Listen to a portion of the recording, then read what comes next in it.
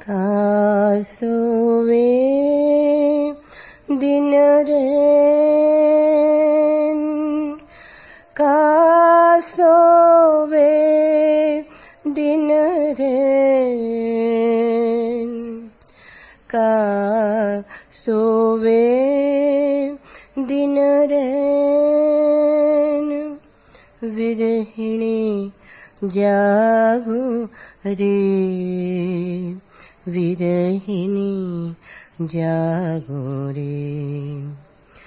काम क्रोध मद लोभ ठाड सब धुंध रे, का सोवे दिन रैन, विरहिणी जागो रे, विरहिणी जागो रे। भव सागर की आस छांडो सब फंद रे, फिरी चलो आपन देश, यही भल रंग रे। सुन सखी पिय के रूप तो बरनत ना बने, अजर अमर तो देश, सुगंध सागर भरे। फूलन से जैसा वार पुरुष बैठे जहाँ, धुरे अग्र के चंवर, हंस राजे जहाँ। कोटिन भानो अंजोर, रोम एक में कहाँ। उगे चंद्र अपार, भूमि शोभा जहाँ। सीत बरनन वदेश, सिंहासन सेत है। सीत छत्र सिर धरे, अभय पद देत है। करो अज पाके जाप, प्रेम उर लाइए। मिलो सखी सत पिवा, तो मंगल गाइए। जुगन जुगन अहिवात, अखंड सो राज है। मिये प्रेमानंद तो हंस समाज है। कहे कबीर पुकार, सुनो धर्म दास हो। हंस चले सत लोक, पुरुष के पास हो। धनुष्य बाण लिए ठाठ, योगिनी एक माया हो।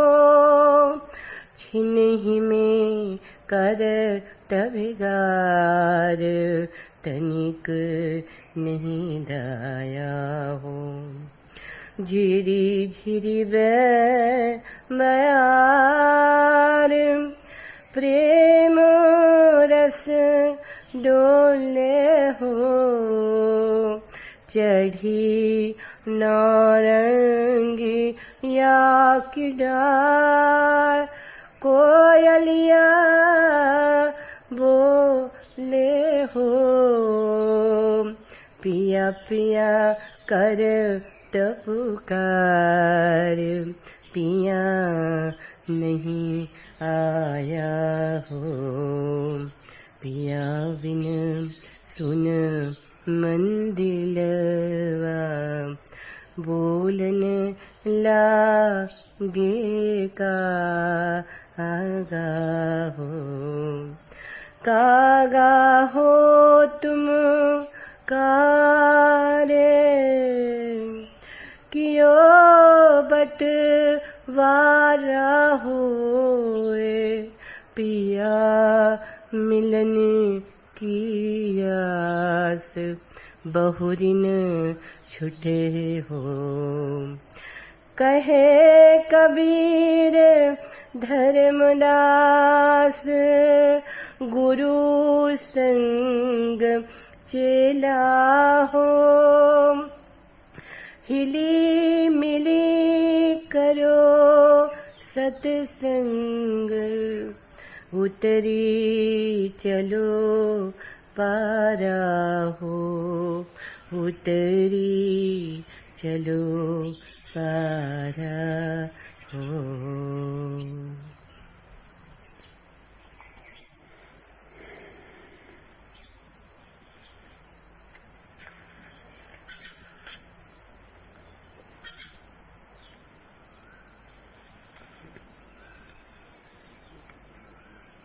उठो कि सब में जमाले सहर तलाश करें, हुजू में खार में गुलहाए तर तलाश करें, लवाए अब्र में ढूंढें फरोगे माहो नजूम, रिदाए खाक में लालो गौहर तलाश करें।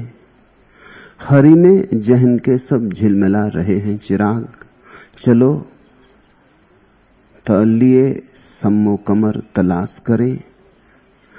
रबाबे वक्त पे छेड़े तराने अब्दी, दायरे मर्ग में उम्रे खिजर तलाश करें। फिर आओ तन तने खुश रबी की डालें तरह, फिर आओ ताबिसे ताजो कमर तलाश करें। तब हम्मात की अफसुरदा वादियों में समीम, दमागे गर्मो दिले मातबर तलाश करे। उठो कि सब में जमाले सहर तलाश करे, जागो हर रात में सुबह छिपी है उसकी खोज करें। हुजू में खार में गुलहाए तर तलाश करें, जागो कांटों की झाड़ी में फूल छिपा है उसकी तलाश करें। लबाए अब्र में ढूंढे फरोगे माहो नजूम, बादलों की अंधेरी घटाओं में चांद नक्षत्र छिपे, उठो उसकी तलाश करें। रिदाए खाक में लालो गौहर तलाश करें, धूल में हीरे दबे, उठो उसकी तलाश करें। हरी में जहन के सब झिलमिला रहे हैं चिराग, बुद्धि तो बड़ा छोटा सा चिराग है, वो भी झिलमिलाता सा, अब बुझा तब बुझा। उसका बहुत भरोसा मत करो, उस पर ही जो भरोसा करके बैठ गए भटक गए।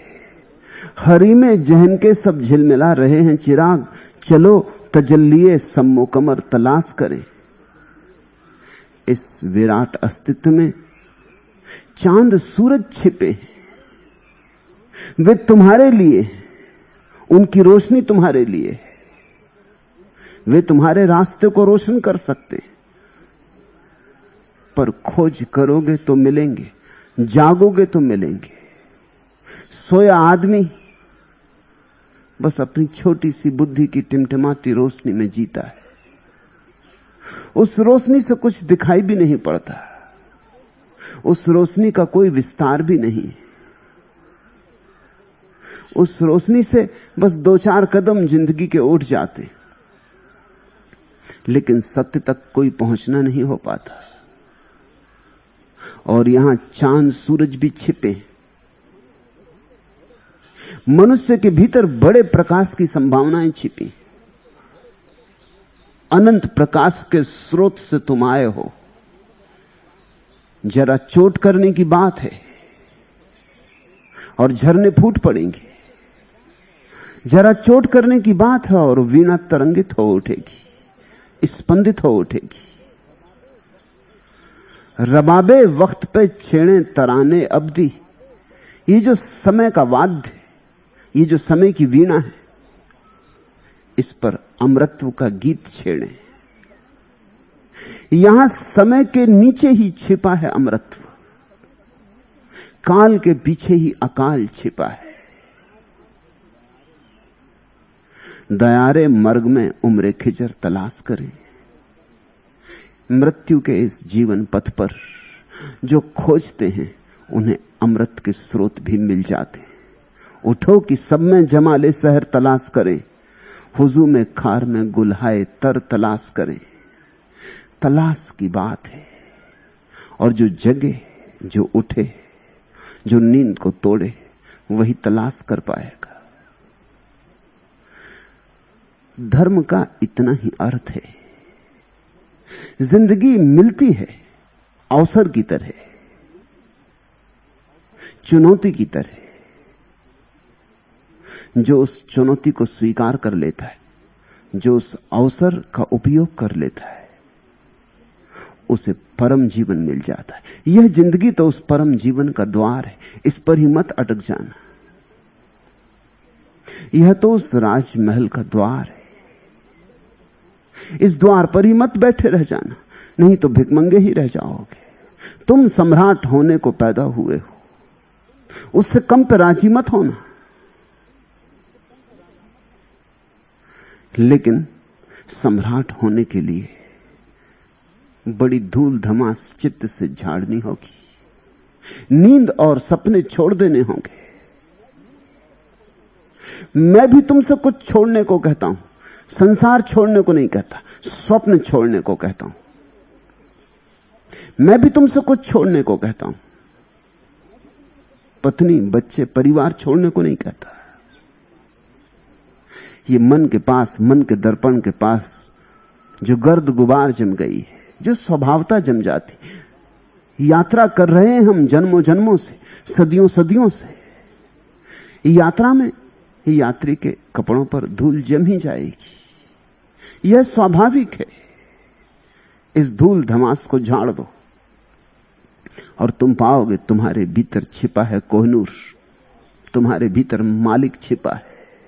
जिसको तुम खोज रहे हो तुम्हारे भीतर छुपा है, खोजने वाले में छिपा है, और तुम भागे चले जाते हो। और तुमने कभी आंख खोलकर अपने भीतर जरा भी टटोला नहीं। इसके पहले कि तुम जगत में खोजने निकलो, एक बार अपने भीतर तो झांक कर देख लो। धर्म उस झांकने की कला का नाम है। इसलिए धर्म का प्रारंभ श्रद्धा से होता है और अंत भी श्रद्धा पर। श्रद्धा का क्या अर्थ है? श्रद्धा का अर्थ है जो दिखाई नहीं पड़ता उसकी खोज की हिम्मत।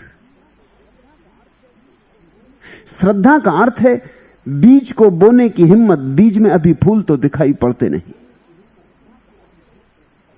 श्रद्धा का अर्थ है भरोसा कि बीज टूटेगा, कि बीज कंकड़ नहीं है। मगर ऐसे तो बीज और कंकड़ में क्या फर्क दिखाई पड़ता है? फर्क तो भविष्य में तय होगा। भविष्य अभी आया नहीं। बीज को जब कोई बोता है तो भरोसे की सूचना देता है, श्रद्धा का इशारा हो रहा है, श्रद्धा की भावभंगिमा है। बीज को बोने में बड़ी श्रद्धा है। इस बात की श्रद्धा है कि बीज टूटेगा, कंकड़ नहीं है। इस बात की श्रद्धा है कि बीज में फूल छिपे हैं जो प्रकट होंगे। अभी दिखाई नहीं पड़ते, कोई फिक्र नहीं, कभी दिखाई पड़ेंगे। जो अभी अदृश्य है वो दृश्य होगा। फिर बीज को पानी देता है माली। अब तो बीज दिखाई भी नहीं पड़ता, फूल तो दूर। फूल का दिखाई पड़ना तो दूर, अब तो बीज भी जमीन में खो गया और बीज भी दिखाई नहीं पड़ता। बड़ी श्रद्धा चाहिए, बीज भी गया, फूलों का कुछ पता नहीं।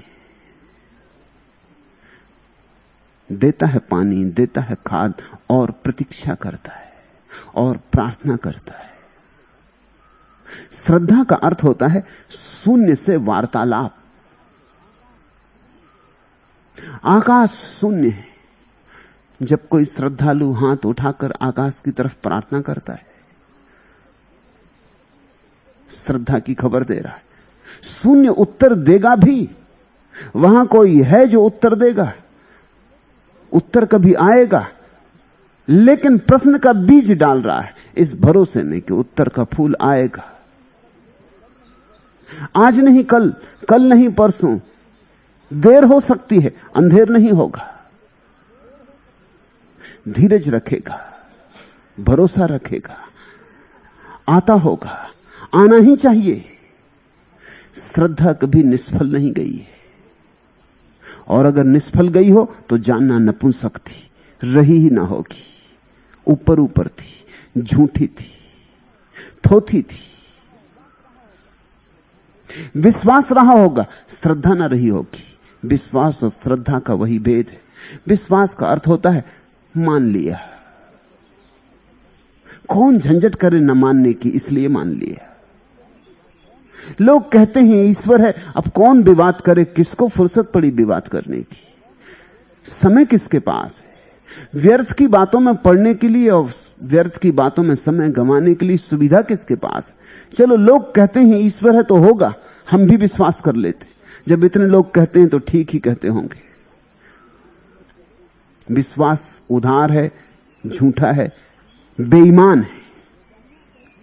श्रद्धा का अर्थ होता है दुनिया कहती हो कि ईश्वर नहीं है, सारी दुनिया कहती हो कि ईश्वर न कभी था न कभी होगा, सब झूठ है, सब कल्पना है, सब अफीम का नशा है, सब मनगढ़ंत है, सब चालबाजों की ईजाद है, सब धोखाधड़ी है, सब पाखंड है। सारी दुनिया कहती हो, तब भी श्रद्धा नहीं कपती। श्रद्धा कहती है मैं तलाशूं, मैं खोजूं। उठो कि सब में जमाले सहर तलाश करे। रात दिखाई पड़ रही, सुबह का कुछ पता नहीं। और तुमने देखा सुबह जैसे जैसे करीब आती, रात और गहन और घनी होती जाती। सुबह होने के ठीक पहले रात सबसे ज्यादा अंधेरी हो जाती। उठो कि सब में जमाले सहर तलाश करे, हुजूम खार में गुलाहे तर तलाश करे। कांटों की झाड़ी में खोजने जाओगे, चुभेंगे कांटे, हाथ लहू लुहान भी होंगे। फूल इतनी आसानी से न तो दिखाई पड़ते हैं और न मिलते। फूल उनके हैं जो खोजते, फूल कीमत मांगते, और सबसे बड़ी कीमत श्रद्धा है। श्रद्धा का अर्थ होता है जो मुझे नहीं दिखाई पड़ता, उस पर भी मेरे भीतर कोई अंतरतम में कह रहा है कि है। खोजो, मिलेगा, यहीं कहीं होगा, होना ही चाहिए। श्रद्धा का अर्थ है प्यास है तो जलधार होनी ही चाहिए। जब मेरे भीतर परमात्मा को पाने की आकांक्षा है तो परमात्मा होना ही चाहिए, क्योंकि बिना परमात्मा के हुए इस आकांक्षा का कोई स्रोत नहीं हो सकता था। इस अस्तित्व में ऐसा है ही नहीं कि प्यास हो और पानी ना हो, भूख हो और भोजन ना हो। भूख के पहले भोजन निर्मित हो जाता है। देखते हैं मां के गर्भ में बच्चा आता है और स्तन दूध से भर जाते हैं। अभी बच्चा आया भी नहीं है, अभी बच्चे के आने में देर है, लेकिन स्तन तैयार होने लगे, दूध से भरने लगे। कोई अपूर्व शक्ति, कोई छिपे हाथ स्तन तैयार करने लगे। बच्चा आएगा। अभी बच्चे नहीं आया, अभी बच्चे की भूख का तो सवाल ही नहीं, लेकिन भूख के बहुत पहले दूध की धार निर्मित होने लगी। पक्षियों को घोंसला बनाते देखा है, वह श्रद्धा है। पक्षियों को कुछ पता भी नहीं है कि अब समय आ गया अंडे रखने का। बस घोंसले बनने लगे। वैज्ञानिक भी चकित हैं, क्योंकि घोंसला बनाना इन पक्षियों को कोई सिखाता नहीं। वैज्ञानिकों ने प्रयोग किए हैं कि जैसे ही अंडे से बच्चा निकला, उसको उसके माता पिता से अलग कर लिया, उसे अलग ही बड़ा किया, ताकि कोई सिखाने का अवसर ही ना रहे। लेकिन जब मादा गर्भवती होगी, तत्क्षण घोंसला बनाना शुरू कर देगी। बच्चे आते होंगे, उनके लिए घर तो बनाना ही होगा, उनके लिए नीड़ तो बसाना ही होगा। अभी बच्चे आए नहीं हैं, आएंगे भी या नहीं कुछ पता नहीं है, लेकिन नीड़ बनने लगा। अगर तुम जीवन को गौर से देखोगे तो तुम हर जगह श्रद्धा के प्रमाण पाओगे। ऐसा ही मनुष्य के हृदय में जब परमात्मा की प्यास है। मुझसे कभी लोग आके पूछ लेते परमात्मा का प्रमाण क्या है। मैं उनसे कहता हूं, तुम्हारे भीतर अगर परमात्मा को पाने की प्यास है तो पर्याप्त प्रमाण है। प्यास प्रमाण है। प्यास को प्रमाण मान लेना श्रद्धा है। अंधेरी रात में सुबह की जो अभीप्सा है, वही प्रमाण है कि सुबह होगी। जरा हम तलाश करें, उठो कि सब में जमाले सहर तलाश करें, हुजू में खार में गुल्हाए तर तलाश करें, लवाए अब्र में ढूंढें फरोगे माहो नजूम, हृदय खाक में लालो गौर तलाश करें। यहीं कहीं धूल में ही हीरे जवाहरात पड़े। अगर हीरे जवाहरात को खोजने की आकांक्षा पैदा हो गई तो हीरे जवाहरात होने ही चाहिए। इस भरोसे का नाम श्रद्धा है। यहां जो भी हो रहा है उसमें एक अपूर्व संगति है, कोई विराट आयोजन है। असंबद्ध नहीं है घटनाएं, अस्तित्व असंगत नहीं है। अस्तित्व के भीतर चलता हुआ एक तारतम्य है, एक लयबद्धता है। अराजक नहीं है अस्तित्व, अनुशासित है। इसके अनुशासन को देखकर जिसे यह ख्याल आ जाता है कि कहीं वे अदृश्य हाथ जरूर छुपे होंगे जो इन पत्तों को रंग जाते हैं, फूलों को रस से भर जाते हैं, गंध से भर जाते हैं, चांतारों में रोशनी डाल देते हैं। बच्चा पैदा होता है, एक चमत्कार घटता है। कुछ सेकंड तक मां बाप, चिकित्सक, दाई एक ही आकांक्षा से भरे रहते हैं, बच्चा किसी तरह रो दे, क्योंकि रो दे तो श्वास चल जाए। मां के पेट से पैदा होने के बाद वे 2, 4, 10 क्षण सर्वाधिक मूल्यवान क्षण हैं। उन्हीं पर निर्भर है जीवन आएगा कि नहीं, बच्चा जागेगा कि नहीं, जिएगा कि नहीं। और कोई हमारे बस में, हाथ में हमारे बात नहीं है कि हम बच्चे को समझा सकें कि श्वास ले पागल, रुक मत। कोई उपाय नहीं। लेगा तो लेगा, नहीं लेगा तो नहीं लेगा। और बच्चे ने कभी पहले श्वास ली नहीं। मां के पेट में मां ही बच्चे के लिए श्वास लेने का काम कर रही थी। मां के पेट से बच्चा अलग हो गया है, उसकी नाल भी काट दी गई है। अब बच्चा बिल्कुल स्वतंत्र है, अब उसे श्वास लेना है। और किसी पाठशाला में उसे सिखाया नहीं गया वो कैसे श्वास ले, लेकिन श्वास आ जाती। कौन डाल देता है इस श्वास को? बाइबल कहती है कि आदम को बनाया मिट्टी से परमात्मा ने, फिर उसके नासापुटों में श्वास डाली, श्वास फूंकी। ये कहानी सच है, कहानी की तरह सच नहीं है, अस्तित्वगत रूप से सच है। हर बच्चे में कोई श्वास डालता है, पता नहीं कौन। जीवन की कोई महत्व ऊर्जा, कोई महत्व ऊर्जा छुपे छुपे बच्चे में श्वास डाल देती। ये चमत्कार रोज घटता है, फिर भी हम अंधे। हम सांस को चलते देख लेते हैं और जिसने सांस फूंकी उसकी तलाश नहीं करते। देखो चारों तरफ सब कितना संगीतपूर्ण है। इस संगीत के पीछे तुम सोचते हो कोई कुशल अंगुलियां नहीं होंगी? आकाश की तरफ आंख उठा के शून्य से जो वार्तालाप करे वह प्रार्थना, और आंख बंद करके भीतर के शून्य में जो ठहर जाए वह ध्यान। मगर दोनों की शुरुआत श्रद्धा में।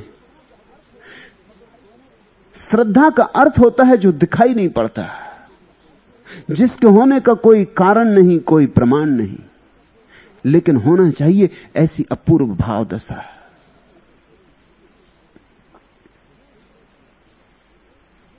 देखते हो तुम, रोज लोग मरते, रोज तुम लाश उठते देखते हो, अर्थी निकलते देखते हो, लेकिन फिर भी तुम्हें कभी यह ख्याल नहीं आता कि मैं मरूंगा।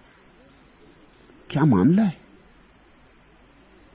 इतने लोग मरते लेकिन तुम्हें यह ख्याल नहीं आता कि मैं मरूंगा। जरूर कुछ राज है। इतने लोगों की मृत्यु भी यह सिद्ध नहीं कर पाती तुम्हारे सामने कि मैं मरण धर्मा हूं। तुम्हारे भीतर कहीं कोई श्रद्धा है अमृत की।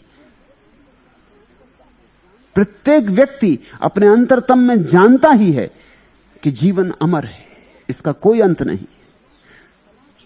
तुम खोजते नहीं, तलाश नहीं करते, अन्यथा यही श्रद्धा तुम्हारे जीवन का साक्षात्कार बन जाए।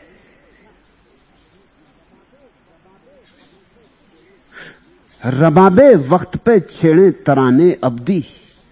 ये जो समय की वीणा है, इस पे छेड़ो संगीत। इन श्वासों के भीतर श्वास लेने वाला छिपा है। इस मरण धर्मा देह में अमृत विराजा है। दयारे मर्ग में उम्रे खिजर तलाश करें। ये जो मृत्यु का पथ है,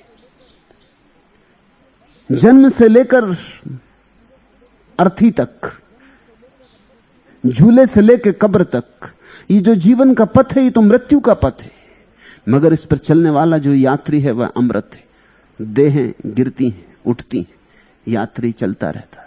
वस्त्र बदलते, जीर्ण शीर्ण हो जाते, बदल लिए जाते, मगर जो भीतर छिपा है चलता जाता है। रबाबे वक्त पर छेड़े तराने अब्दी, दयारे मर्ग में उम्रे खिजर तलाश करे। ऐसी तलाश के लिए किसी धनी का साथ चाहिए।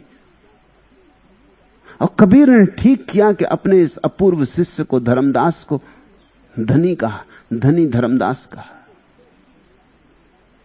धनी वे थे संन्यास्त होने के पहले, खूब धन था, संन्यास्त होते ही सारा धन लुटा दिया। जब तक संन्यास्त न हुए थे तब तक कबीर ने कभी उनको धनी नहीं कहा था। जिस दिन सब धन लुटा दिया, उस दिन कबीर ने कहा कि धर्मदास अब तू धनी हो गया, आज से तुझे धनी धर्मदास कहूंगा, क्योंकि अब तूने उस धन को पा लिया जो तुझसे कोई भी छीन ना सकेगा। अब तूने उस धन को पा लिया कि तू बांट कितना ही चुकेगा नहीं। अब तूने उस धन को पा लिया जो शाश्वत है। जागने के लिए किसी जागने वाले का साथ चाहिए। संगीत सीखते हो तो किसी संगीतज्ञ से सीखते हो ना, जिसके हाथ सध गए हों, उसके हाथों को देख के तुम्हारे हाथ भी सधने लगते।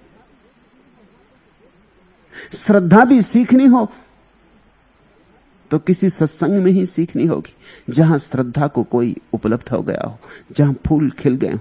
चाहे फूल तुम्हें ना भी दिखाई पड़े, सुवास तो तुम्हें भी पता चलेगी। स्पष्ट स्पष्ट कुछ पकड़ में ना भी आए तो भी अस्पष्ट तुम्हें अदृश्य की पगचाप सुनाई पड़ने लगेगी। धनी धर्मदास के साथ आने वाले कुछ दिनों में हम यात्रा करेंगे। धनी धर्मदास अपूर्व व्यक्तियों में एक है। कहा है धर्मदास ने, हम सतनाम के व्यापारी, कोई कोई लादे कांसा पीतल, कोई कोई लौंग सुपारी, हम तो लादा नाम धनी का पूरन खेप हमारी। मोती बिंदु घटई में उपजे, सुकृत भरत कोठारी, नाम पदार्थ लाद चला है धर्मदास व्यापारी।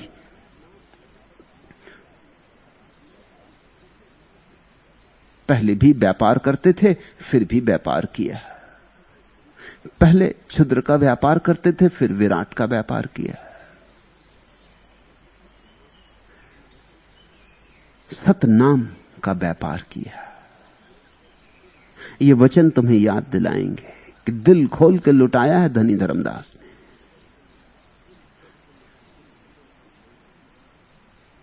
दिल खोल के लेना भी तो सत्संग जम जाएगा, तो प्रीत उमगेगी, तो रस बहेगा, तो रात सुबह में बदलेगी। मृत्यु को अमृत में बदलने की कला धर्म है। ये सारे वचन धर्म के संबंध में अलग अलग दिशाओं से इशारे होंगे। काम क्रोध मद लोभ छाणु सब धुंध रे, कहा सोवे दिन रैन विरहनी जागरे। कहा सोवे दिन रैन, हम सोए ही हुए। हमारी नींद आध्यात्मिक है। शारीरिक नींद तो दिन में टूट जाती है, लेकिन आध्यात्मिक नींद दिन में भी जारी रहती है। रात तुम आंख बंद करके सोते हो, दिन तुम आंख खोल के सोते हो, मगर नींद जारी। रात तुम सपने देखते हो, दिन तुम इच्छाएं। लेकिन स्वप्न और इच्छाएं एक ही सिक्के के दो पहलू हैं। स्वप्न नींद की इच्छाएं हैं, इच्छाएं तुम्हारे तथाकथित जागरण के स्वप्न हैं। इच्छा का अर्थ है भविष्य। जो नहीं है उसमें तुम खो गए, जो नहीं है उसमें खो जाने का ही नाम तो सपना है। जो नहीं है उसमें खो गए तो जो है उससे चूक गए। कहां सोवे दिन रैन, धर्मदास कहते हैं कब तक सोओगे, कितना सोओगे। रात भी सोए रहते हो, दिन भी सोए रहते हो। जन्म जन्म बीत गए सोए सोए, जागकर कब देखोगे। और सोए सोए जिसे तलाश रहे हो वो जागकर अभी मिल सकता है, तत्क्षण यही। और सोए सोए कभी ना मिलेगा। सोए हुए आदमी और परमात्मा का मिलन नहीं हो सकता। इसलिए नहीं कि परमात्मा सोए हुए आदमी से नहीं मिलता, सोए हुए आदमी से भी मिलता, मगर सोया हुआ आदमी पहचाने कैसे। तुम नींद में पड़े हो, कोई तुम्हारे पास भी आके बैठा रहे तो बैठा रहे, उसकी तरफ से तो मिलन हो रहा है, तुम्हारी तरफ से कुछ मिलन नहीं हो रहा। मैं एक घर में मेहमान हुआ, वहां एक महिला कोमा में गिर गई है, कोई 9 महीने से कोमा में पड़ी। पति अब भी फूल लाके उसके तकिए पे रखते, बच्चे अब भी उसके पैर दबाते, मगर उसे कुछ पता नहीं।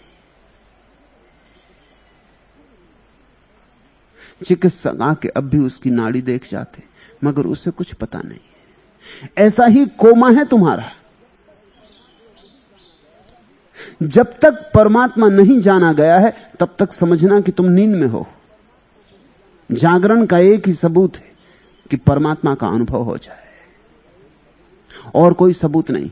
इसलिए अगर तुम्हें परमात्मा का अनुभव नहीं हुआ हो तो समझ लेना कि भी सोए हो और किसी जागृत व्यक्ति का सत्संग करो, किसी जागे हुए से जुड़ जाओ, क्योंकि जागा हुआ ही सोए को जगा सकता है। काश सोवे दिन रैन, कोई जागा हुआ ही तुमसे कह सकता है, कोई जागा ही तुम्हें हिला सकता है, झकझोर सकता है। काम क्रोध मद लोभ छांडू सब द्वंद रे, यही द्वंद है, और द्वंद ही नींद का आधार है। हम दो में बटे हैं इसलिए सो गए। बटने के कारण हमारी शक्ति बिखर गई, जुड़ जाए, इकट्ठी हो जाए, केंद्र पर आ जाए, हम एक हो जाएं, जागरण हो जाए। हम खंड खंड हो गए, और हमें खंड खंड किसने किया? हमने ही कर लिया। काम क्रोध मद लोभ, इन्होंने ही हमें द्वंद से भर दिया। मनुष्य सदा ही यह मिल जाए, वह मिल जाए, ऐसा हो जाऊं, वैसा हो जाऊं, इसकी दौड़ में लगा है। उस दौड़ का नाम काम है। और अगर तुम्हारे इस दौड़ में कोई बाधा डालता तो क्रोध उठता है। तुम धन पाना चाहते हो और कोई प्रतियोगिता करता है बाजार में तुमसे। तुम पद पाना चाहते हो, कोई चुनाव में तुम्हारे खिलाफ खड़ा हो जाता है, तो क्रोध पैदा होता है। तुम जो पाना चाहते हो उसमें कोई बाधा डाल रहा है तो शत्रुता पैदा होती। काम मूल है हमारी सारी निद्रा का। फिर काम से और चीजें पैदा होती। जो बाधा पड़ेगी तो क्रोध पैदा होगा। बाधा तो पड़ेगी क्योंकि यहां अनंत लोग हमारे जैसे ही कामी हैं। वे भी उन्हीं चीजों को पाने चले जिसको तुम पाने चले हो। हर व्यक्ति राष्ट्रपति हो जाना चाहता है, हर व्यक्ति प्रधानमंत्री हो जाना चाहता है। अब 60 करोड़ के देश में एक आदमी प्रधानमंत्री होगा।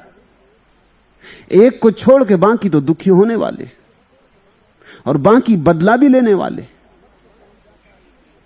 इसलिए जो व्यक्ति पद पर पहुंच जाता है उसे जनता कभी क्षमा नहीं करती, कर नहीं सकती। पद पर जब तक रहता है तब तक जी हजूरी करती, क्योंकि करना पड़ता है। पद से उतरते ही जूते फेंकने शुरू हो जाते। और तुम मजा देखना, ऐसे व्यक्तियों पर जूते फेंक जाते हैं जिनकी तुम सोच भी नहीं सकते थे, जो कल तक दूसरों पर जूते फेंकवाते रहे थे, जो कल तक जूता फेंकने वालों के सरदार थे, वो उन पर जूते फेंक जाते। जैसे ही तुम्हारे हाथ में सत्ता आती, तुम्हारे साथ जितने लोग चल रहे थे सत्ता की तलाश में, वो सब नाराज हो जाते। जब तक तुम्हारे हाथ में सत्ता रहेगी तब तक झुक झुक के नमस्कार करेंगे, करना पड़ेगा। जिसकी लाठी उसकी भैंस। लेकिन जिस दिन तुम्हारी लाठी छिन जाएगी उस दिन तुम्हें पता चलेगा कि तुम्हारा कोई मित्र नहीं। उस दिन जिन्होंने तुम्हें सहारा दिया था, कल तक तुम्हें पद प्रतिष्ठा तक पहुंचाया था, वे ही तुम्हारे शत्रु हो जाएंगे। जो तुम्हारी स्तुति करते थे वे ही तुम्हें गालियां देने लगेंगे।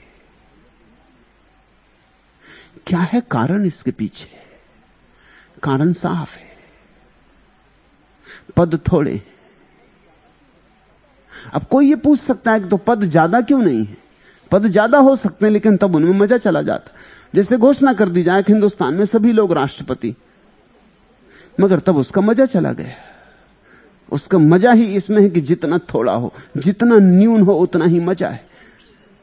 समझो कि कोई नूर हुए रास्तों पे पड़े हों कंकड़ पत्थरों की तरह, तो बस व्यर्थ हो गए। फिर इंग्लैंड की महारानी के राजमुकुट में लगाए रखने की कोई जरूरत नहीं रह जाएगी। फिर तो कोई भी राह के किनारे से उठा ले। कंकड़ पत्थरों का मूल्य क्यों नहीं है? जरा सोचो, दुनिया में अगर एक ही कंकड़ होता, कितना ही कुरूप, तो किसी राजमुकुट में जड़ा जाता। हीरे भी कंकड़ ही हैं, बस वो न्यून है, यही उनकी खूबी है। सोने और पीतल में और कुछ भेद नहीं है, पीतल ज्यादा है, सोना न्यून है। जो चीज न्यून है वो अहंकार को बलवती बनाती। मेरे पास है और किसी के पास नहीं। जितनी न्यून होती जाती हैं चीजें, उतना ज्यादा अहंकार को मजा आने लगता है। जब तुम आखिरी शिखर पर पहुंच जाते हो जहां तुम अकेले हो और कोई भी नहीं, तब अहंकार को बड़ा रस आता है। अहंकार का रस है काम। फिर काम के बहुत रूप हैं। काम को तुम सिर्फ सेक्सी और यौन मत समझ लेना, वह तो एक रूप है। काम के अनंत रूप हैं। जीवन का सारा विस्तार, जीवन का सारा द्वंद्व, जीवन का सारा संघर्ष, हिंसा, उपद्रव काम ही है। जो बाधा बन जाएगा वो दुश्मन, उस पर क्रोध पैदा होगा। और अगर तुमने सारे दुश्मनों को समाप्त करके पा लिया जिसको तुम पाले निकले थे, तुमने अपनी काम की पूर्ति कर ली तो मद पैदा होगा। तीसरा उपद्रव शुरू हुआ। मद का मतलब है काम सफल हो गया। तुम राष्ट्रपति होना चाहते थे और हो गए तो मद पैदा होगा। मद का मतलब होता है कि देखो,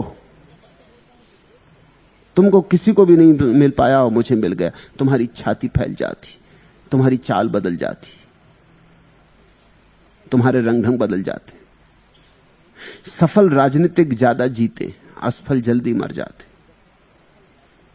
सफल होते से उनकी उम्र 10 साल बढ़ जाती। एक नशा पैदा होता है। अब जीने में मजा आता है, अब जीने का कुछ अर्थ मालूम होता है। ये जान के तुम चकित होगे कि अलग अलग समाजों में अलग अलग तरह के लोग ज्यादा जीते हैं। इस पर बड़ा मनोवैज्ञानिक विश्लेषण हुआ है। यूनान में दार्शनिक लंबे जीते थे क्योंकि यूनान में दार्शनिकों की बड़ी प्रतिष्ठा थी। सुकरात और प्लेटो और अरस्तु और हेराक्लाइटस और पार्मेनिडीज और पाइथागोरस। यूनान में दार्शनिक लंबा जीता था, उसकी प्रतिष्ठा थी। कवि भी लंबे जीते थे, उनकी भी बड़ी प्रतिष्ठा थी।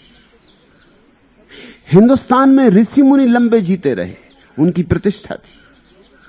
तुम ये मत सोचना कि ऋषि मुनियों के पास कुछ यौगिक विद्या थी जिससे वो ज्यादा जीते थे। ना समझी की बकवास है। प्रतिष्ठा थी, सम्मान था। राजा भी आके ऋषि मुनि के चरणों में झुकता था। योग इत्यादि का इसमें कुछ हाथ नहीं है क्योंकि यूनान में दार्शनिक कोई योग नहीं करते थे, वो ज्यादा जीते थे। उसी तरह ज्यादा जीते थे जैसे हिंदुस्तान में ऋषि मुनि ज्यादा जीते थे। अमेरिका में व्यवसायी सबसे ज्यादा जीते, धनी आदमी। अमेरिका में कवि 40 साल के आसपास टाएं टाएं फिस हो जाता।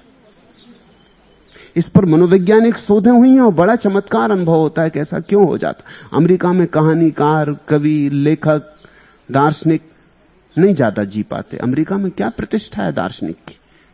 धन एकमात्र दर्शन है, तो जिसके पास धन है वो लंबा जीता है। तुम देखते हो हिंदुस्तान में फिल्म अभिनेता देर तक जवान रहते। कोई योग साध रहे हैं? कोई योग नहीं साध रहे, लेकिन फिल्म अभिनेता की प्रतिष्ठा है, सम्मान है, वो ज्यादा देर तक जवान रहता है। 50 साल 55 साल का हो जाता है और फिल्मों में 25 साल के जवान का काम करता है, कॉलेज का विद्यार्थी, फिर भी जचता है। सारी दुनिया में ऐसा हो रहा है। अभिनेता लंबे जीने लगे,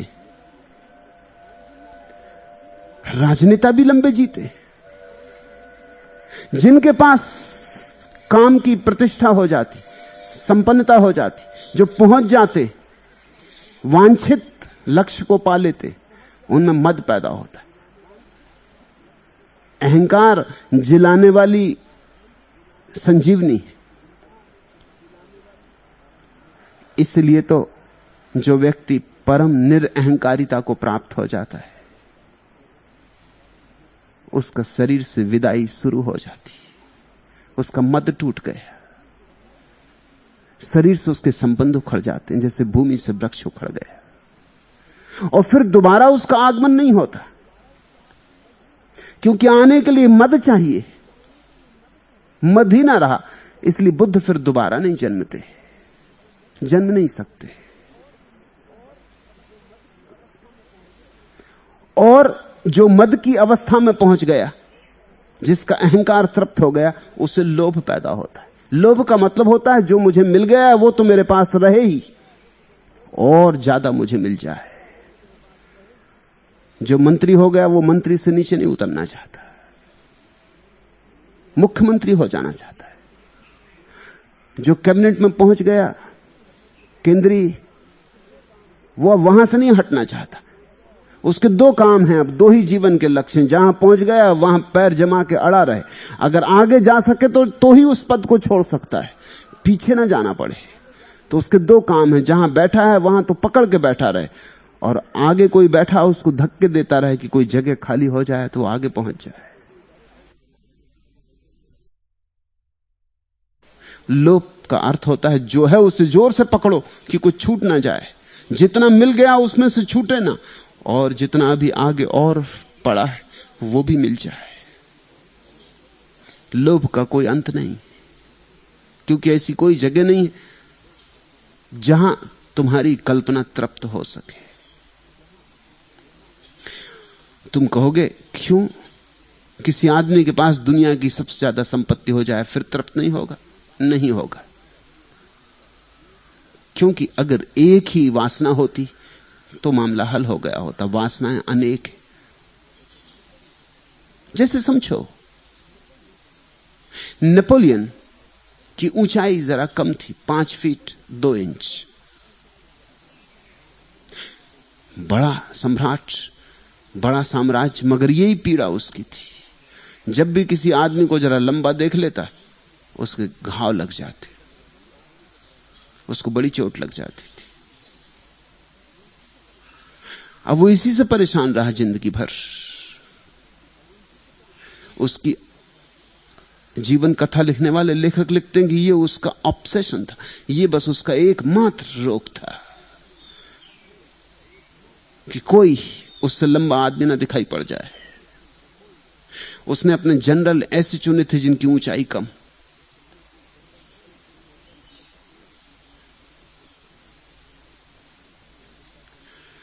कोई लंबा जनरल उसके बर्दाश्त के बाहर हो जाता था, क्योंकि उसके पास अगर खड़ा हो जाए तो वो छोटा मालूम पड़ता था। अब देखते हो, साम्राज्य हो, संपदा हो, सब हो, तो भी एक छोटी सी बात छोटा कर सकती। धन हो, पद हो, प्रतिष्ठा हो, और एक भिखारी मस्त चाल से चलता हुआ रास्ते से निकल जाए और ईर्ष्या पैदा हो जाएगी। या तुम किसी को गहरी नींद में सोया हुआ देख लो, एक मजदूर जो अपनी ठेला गाड़ी को रोक के भर दोपहरी मूसी के नीचे पड़ा सो गया है और मजे से सो रहा है, और रास्ता चल रहा है, कारें निकल रही हैं, भोंपू बज रहे हैं, शोरगुल मच रहा है, मजे से सो रहा है, और तुम रात भर अपने बिस्तर पर करवटें बदलते हो और नींद नहीं आती। बेचैनी हो गई, ईर्ष्या जग गई। अमीर आदमी गरीब से ईर्ष्या करते हैं, यह जान के तुम्हें हैरानी नहीं होनी चाहिए। अमीर आदमी सदा ही सोचते हैं गरीब बड़े मजे में, बड़े सुख चैन में। गरीब अमीर से ईर्ष्या करते, वो सोचते हैं अमीर बड़े मजे में। मजे में यहां कोई भी नहीं। देहात का आदमी सोचता है शहर में लोग मजा लूट रहे हैं, मजा बंबई में है। बंबई में जो रहता है वो सोचता है गांव में कैसी शांति, कैसा स्वाभाविक सौंदर्य। जो गांव में रहता है उसे कोई स्वाभाविक सौंदर्य नहीं दिखाई पड़ता। कीचड़ कबाड़ और गोबर और मक्खियां और मच्छर, बस यही दिखाई पड़ते। शहरों में रहने वाले कवि जब गांव के संबंध में कविता लिखते हैं, उनमें न मच्छर आते, न गर्द गुबार, न गर्मी,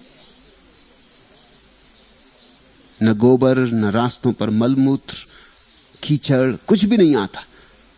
उसमें सिर्फ फूल दुल्हन की तरह सजे खड़े होते, हरियाली फैली होती, सुख शांति छाई होती। यहां किसी भी व्यक्ति को तृप्ति मिलनी संभव नहीं है, क्योंकि जो तुम्हारे पास होगा उससे बहुत कुछ शेष रह गया है। सच तो यह है, तुम जब एक चीज को पाने में लग जाते हो तो तुम्हारी सारी ऊर्जा उसमें लग जाती है और सारे अन्य जीवन के अंग अपंग रह जाते। जो आदमी धन पाने जाता है अक्सर मूढ़ होता है, क्योंकि सारी ऊर्जा तो धन पाने में लग गई, बुद्धिमत्ता कमाने का अवसर कहां रहा। जो आदमी बुद्धिमान होने में लग जाता है अक्सर अब व्यवहारिक हो जाता है, क्योंकि सारी ऊर्जा तो बुद्धिमान होने में लग गई। व्यवहारिकता कहां सीखता, समय कहां मिला। जिंदगी में जब हम चुनाव कर लेते हैं तो बाकी चीजें जो छूट गई, एक दिन ना एक दिन उनकी पीड़ा सताएगी और इससे द्वंद्व पैदा होता है। पहले तो कोई वासना पूरी नहीं होती और सदा आगे कुछ शेष रहता है। फिर पूरी कोई वासना हो भी जाए तो अनंत वासनाएं अधूरी रह गई। जो पूरी हो गई वो तो भूल जाती, जो अधूरी रह गई वो कांटे की तरह चुभती। काम क्रोध मद लोभ छाणु सब धुंधरे, कहां सोवे दिन रैन विरहणी जागरे। धर्मदास कहते हैं जागो, कब तक द्वंद्व झेलते रहोगे? कब से तुम विक्षिप्तता झेल रहे हो? कितने दिनों से दौड़ते दौड़ते थक गए हो, टूट गए हो। जीवन तुम्हारा कितना अर्थहीन हो गया है। अब जागो।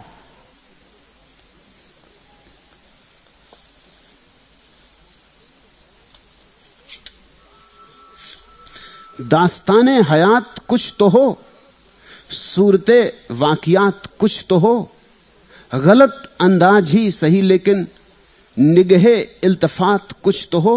न सही इसरते हयात मगर फर्क मौतो हयात कुछ तो हो। हस्तिये बेसबात कुछ भी नहीं, हस्तिये बेसबात कुछ तो हो। मेहरबानी ही मेहरबानी क्या, मेहरबानी में बात कुछ तो हो। दौलते दर्द मिल गई समसी, हासिले कायनात कुछ तो हो। यहां कुछ हाथ आता कभी लगता नहीं। दास्ताने हयात कुछ तो हो। जीवन कथा है, यहां है क्या? दास्ताने हयात कुछ तो हो, सूरते वाकियात कुछ तो हो। यहां कुछ कभी घटता ही नहीं। सपनों में कहीं कुछ घट सकता है, समय ही जाया होता है। तुम्हारा सारा जीवन एक रिक्त मरुस्थल है। भव सागर की आस छाण सब फंदरे।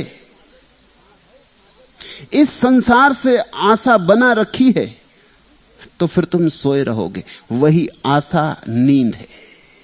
भव सागर की आस, यहां कुछ मिल जाएगा, यहां कुछ मिल सकता है।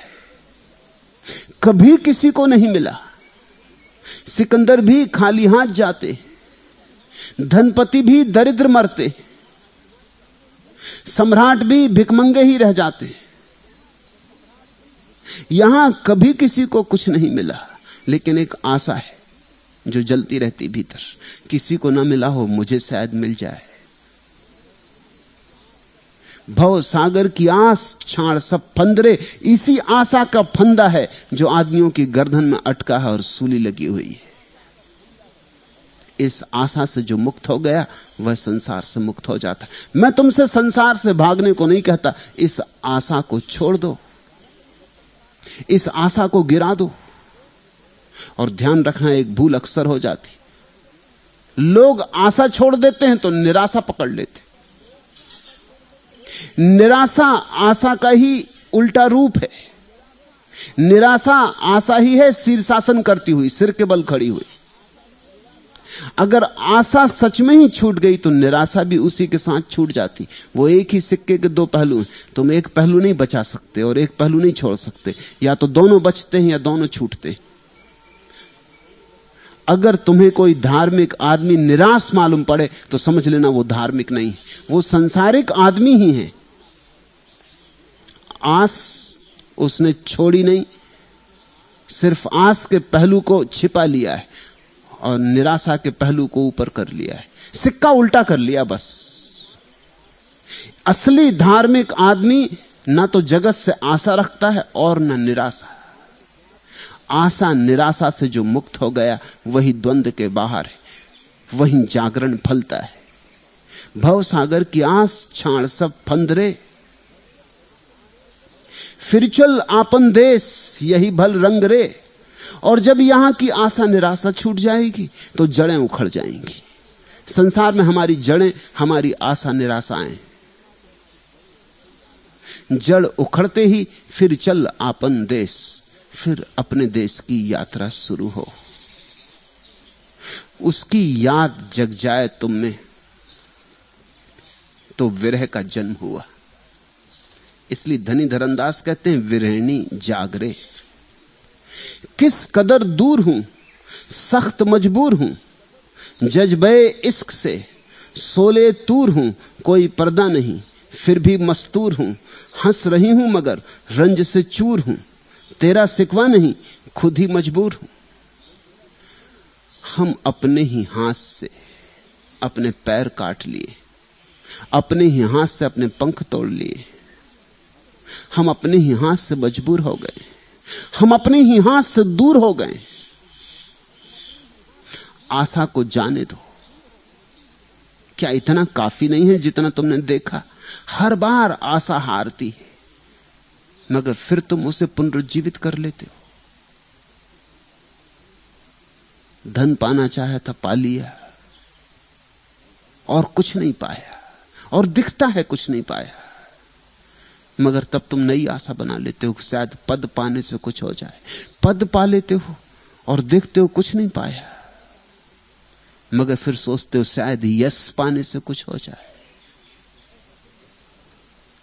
ऐसे तुम आशाएं बदलते रहते हो, करवटें बदलते रहते हो, मगर आशा मात्र जाती नहीं, किसी न किसी रूप में जीवित रहती है, किसी न किसी रूप में जलती रहती है।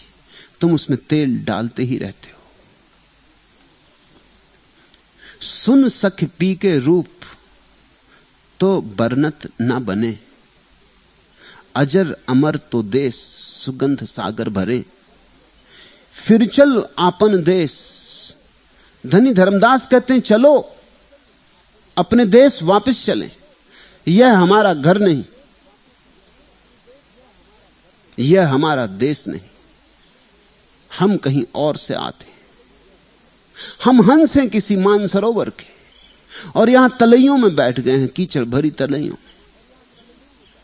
हम हंस हैं जो मोती चुगे, हंसा तो मोती चुगे, और यहां कंकड़ पत्थरों पर चौंचे मार रहे।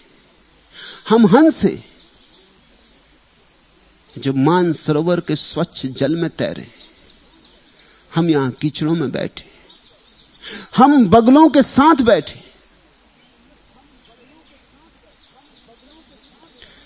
सुन सख पी के रूप।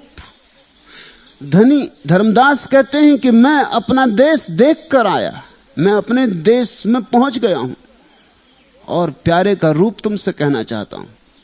तुम किस में उलझे हो? तुम किन रूपों में उलझे हो? तुम्हें पता ही नहीं कि कौन विराट प्रीतम तुम्हारी प्रतीक्षा कर रहा है। तुम कंकड़ पत्थर बीन रहे हो, सारा साम्राज्य तुम्हारा है। तुम क्षुद्र आकांक्षाएं कर रहे हो, विराट तुम पर बरसने को आतुर है।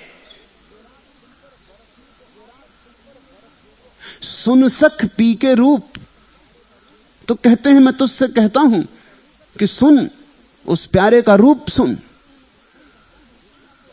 लेकिन बड़ी तकलीफ है, तो बरनत ना बने। देखा तो है, स्वाद तो लिया है, आंखें तो भरी हैं उसके रूप से, लेकिन वर्णन करते नहीं बनता, शब्दों में नहीं आता, शब्दों में नहीं अटता। वे तस्वर में यकायक आ गए, हिज्र की सूरत बदल कर रह गई। ध्यान में एक झलक आ जाती है उनकी कि जहां नरक था वहां स्वर्ग हो जाता है। वे तस्वर में यकायक आ गए, हिज्र की सूरत बदल कर रह गई। नरक एकदम स्वर्ग हो जाता है, कहते नहीं बनता। हमारी भाषा नरक की, और अचानक स्वर्ग हो जाता है। हम रहे अंधेरी रात में और अचानक सुबह हो गई। कैसे कहें? हम तो अंधेरा ही जानते हैं, अंधेरे की हमारी भाषा है, अंधेरे से हम परिचित हैं। इस रोशनी को कैसे प्रकट करें? भूखे को तृप्ति हो गई, कैसे कहे? प्यासे को जल मिला, कैसे कहे? पहले तो कभी जल मिला ना था, पहले तो कभी तृप्ति हुई ना थी। अतृप्ति की भाषा तो हमारे पास है। इसलिए तुमने एक बात देखी, लोगों को अगर झगड़े के लिए उकसाना हो तो बड़ी भाषा कुशल है। अगर लोगों को कहना हो कि चलो घिराव करो, हड़ताल करो, पत्थर फेंको, मस्जिद में आग लगा दो कि मंदिर मिटा दो, कि हिंदू मार डालो कि मुसलमान काट डालो, भाषा बड़ी कुशल है। लोग एकदम तैयार हो जाते हैं, वो कहते कहां है मस्जिद, कहां है मंदिर? लोग तो उबल रहे हैं घृणा से, उनको कोई भी निमित्त, कोई भी बहाना चाहिए। और जब लोग नारे लगाने वाले लोगों के पीछे चल जाते हैं तो नारे लगाने वाले लोग समझते हैं कि कोई बड़ी क्रांति हो रही। कोई क्रांति यहां कभी नहीं होती। यहां तो सिर्फ घृणा की भाषा लोग समझते, इसलिए घृणा की भाषा बोलो शांत हो जाते। लोगों को ध्यान समझाओ, हजारों को समझाओ, एक आध शांत होता है। लोगों को घृणा भड़काओ, एक को समझाओ, हजार चले आते। लोगों को उकसाना हो, भड़काना हो तो भाषा बड़ी कारगर है। तुम देखते हो राजनेताओं को कितने लोग सुनने जाते, लाखों लोग सुनने जाते। वहां भाषा हिंसा की है, भड़काने की। राजनेता बड़े प्रसन्न भी हो जाते हैं जब लोग भड़क जाते,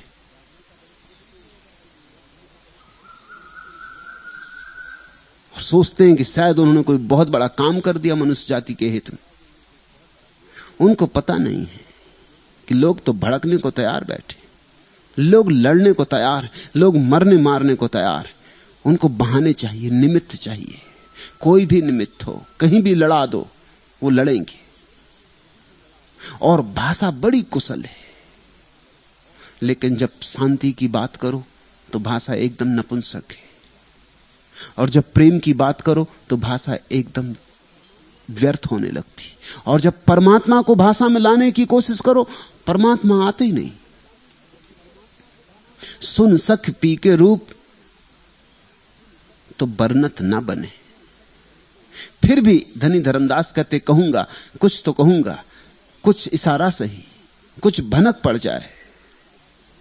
अजर अमर तो देश, वह देश ऐसा है जहां न कोई बूढ़ा होता, न कोई मृत्यु कभी घटती। अब ख्याल रखना, इसमें हमें नकार शब्दों का उपयोग करना पड़ रहा है। सारे परम ज्ञानियों को नकारात्मक भाषा बोलनी पड़ती। यह तो नहीं कहा जा सकता परमात्मा कैसा है, लेकिन यह कहा जा सकता कैसा नहीं। सुबह हो गई, सूरज निकल आया, जो सदा रात ही रात रहा था, जो रात का चमगीदड़ है या रात का उल्लू है, वो अगर खबर दे तो क्या खबर दे? वो यही कहेगा वहां रात नहीं, वहां अंधेरा नहीं है।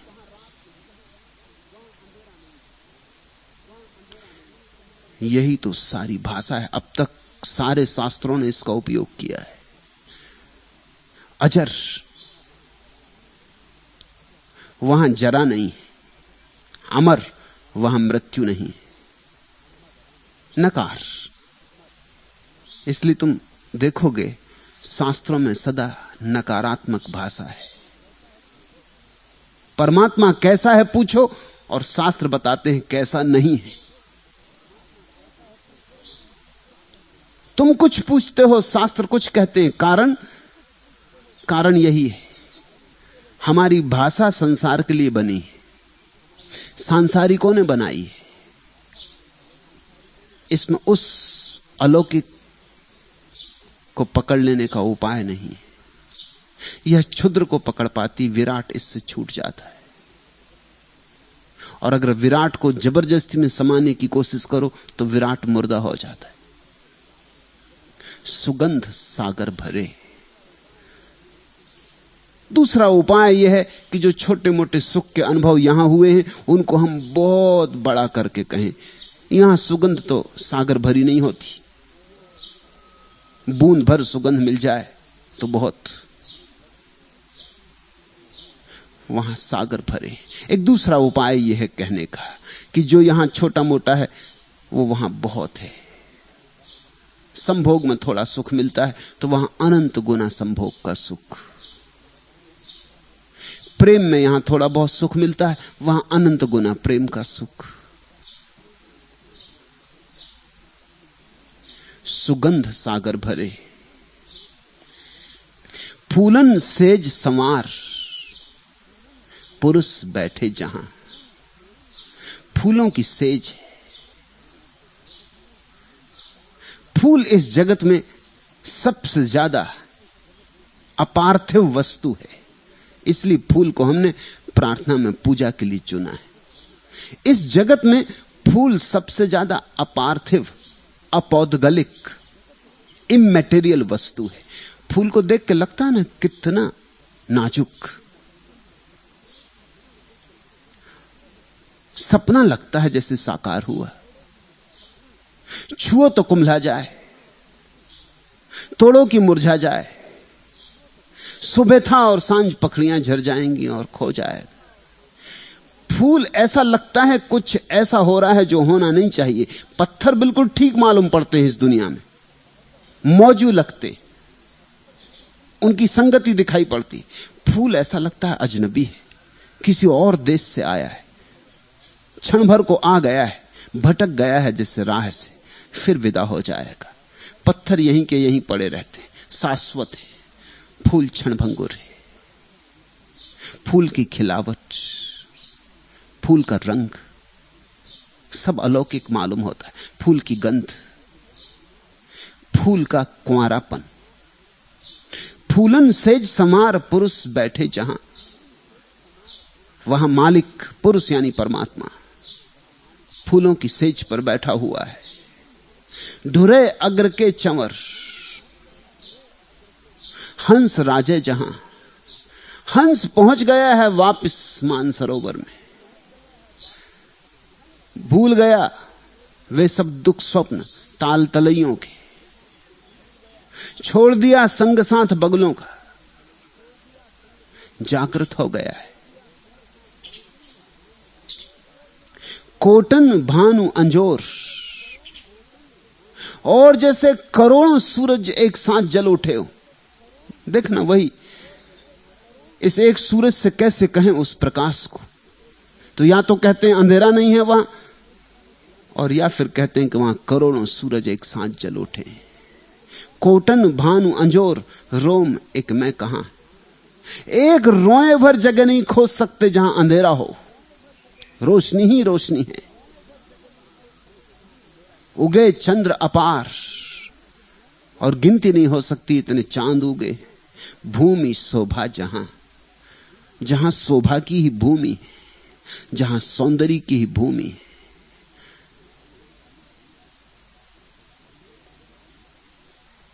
श्वेत बरन वह देश, शुभ्र वर्ण सफेद है वह देश। समझना, शुभ्र रंग वस्तुतः एकमात्र रंग है, शेष सब रंग उसी के अंग है, खंड है। इसलिए तुमने कभी देखा वर्षा के दिनों में सूरज निकला है और वर्षा होती हो तो इंद्रधनुष बन जाता है। इंद्रधनुष क्या है? सूरज की किरणें हवा में झूलती हुई पानी की बूंदों में से टूट जाती 7 रंगों में। अगर तुम 7 रंग का एक पंखा बनाओ जिसमें 7 पखड़ियां हो 7 रंग की, और उस पंखे को बिजली से जोर से चलाओ तो 7 रंग खो जाएंगे और सफेद रंग प्रकट हो जाएगा। सफेद रंग एकता का प्रतीक है, अद्वैत का प्रतीक है। यह जगत सतरंगा है, यहां सब चीजें खंड खंड हो गई, वहां सब चीजें फिर पुनः इकट्ठी हो गई। श्वेत बरन वह देश श्वेत है। सिंहासन श्वेत है, वहां का सिंहासन भी सफेद है। श्वेत छत्र सिर धरे, और वहां शुभ्रता ही मुकुट भी है। अभय पद देते, और वहां पहुंचते ही भय विलीन हो जाते। भय है ही क्या सिवाय मृत्यु के। मृत्यु ही जहां नहीं वहां भय भी नहीं। करो अजपा के जाप, प्रेम और लाइए। उस देश में कैसे पहुंचोगे, उस प्यारे को कैसे पाओगे?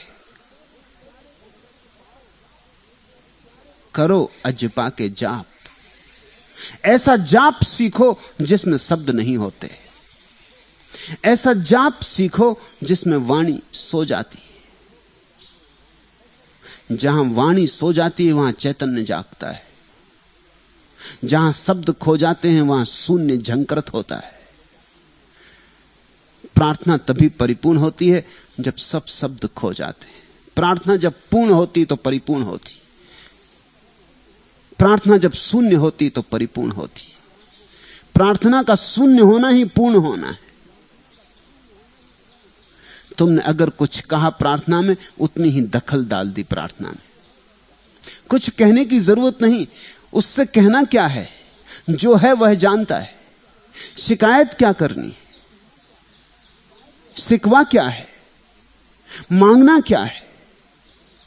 जितना दिया है उसको ही तो जी लो, जितना दिया है उसे ही तो भोग लो, जितना दिया है उसका ही तो भजन कर लो।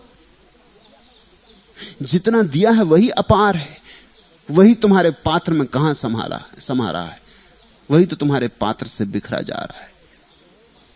मांगो मत, कहो मत, चुप झुक जाओ, गहन चुप्पी में झुक जाओ। उस झुकने में ही अजपा जाप है। करो अजपा के जाप, प्रेम और लाइए। बस इतनी ही बात रहे, शब्द तो ना हो, प्रेम हो हृदय में,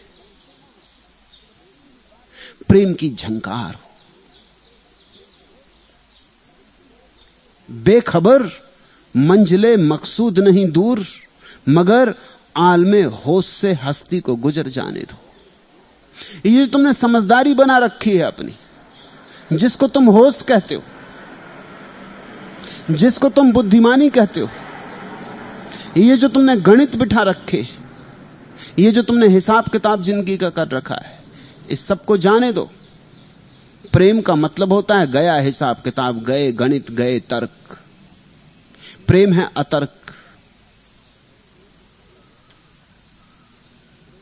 प्रेम देना जानता है, मांगना नहीं जानता। तर्क मांगना जानता है, देना नहीं जानता। तर्क कंजूस है, प्रेम दाता है। जब तुम परमात्मा से कुछ मांगते हो तब प्रेम की बात नहीं है ये। प्रेम मांगता ही नहीं, प्रेम मांगना जानता ही नहीं।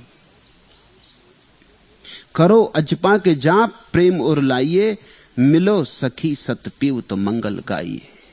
और तभी मंगल होगा, तभी उत्सव होगा। उसके पहले सब उत्सव झूठे। विवाह हो रहा है, तुम बैंड बाजे बजा रहे हो, क्या कर रहे हो? उसके पहले सब विवाह झूठे। उसके साथ ही भांवर पड़े तो भांवर पड़ी।